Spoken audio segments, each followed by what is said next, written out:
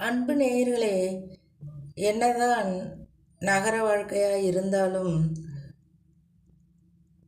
நாம் சிறுபிள்ளையாய் இருக்கும்போது ஊரில் வாழ்ந்த வாழ்க்கை ஒரு அழகுதான் என்று நினைத்தாலும்,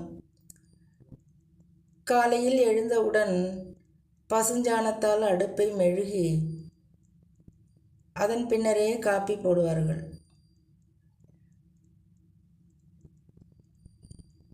இரவில் பால் காய்ச்சுவதற்கு என்று மண்பானையும், காலையில் காப்பிக்கு பால் காய்ச்சுவதற்கு ஒரு வெண்கல குண்டானும் இருக்கும்.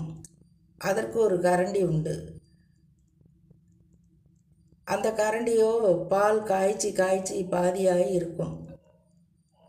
இரவு நேரம் சமைத்த பின்பு அந்த கருப்பாக இருக்கும் மண்பானையில் பசும்பாலை ஊற்றி நெருப்பில் அப்படியே போட்டு விடுவார்கள். அடுப்பில் கனகனவென்று நெருப்பு இருக்கும்.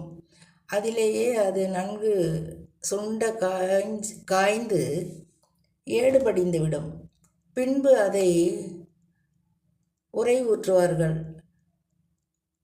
மறுநாள் பசுந்தயிர் அப்படி ஒரு மணமாக இருக்கும்.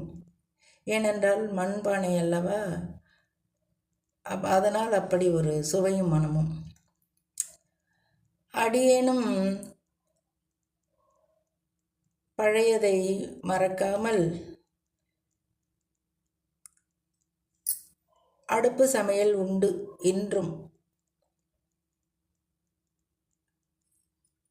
பசுஞ்சாணத்தால் மெழுக முடியாது. பசுஞ்சாணம் கிட்டையே நாம் நெருங்க முடியாத அளவுக்கு இருக்கின்றது. ஆகையால் மஞ்சள் நீரால் மெழுகி 2 கோடு இழுத்து விட வேண்டியதுதான்.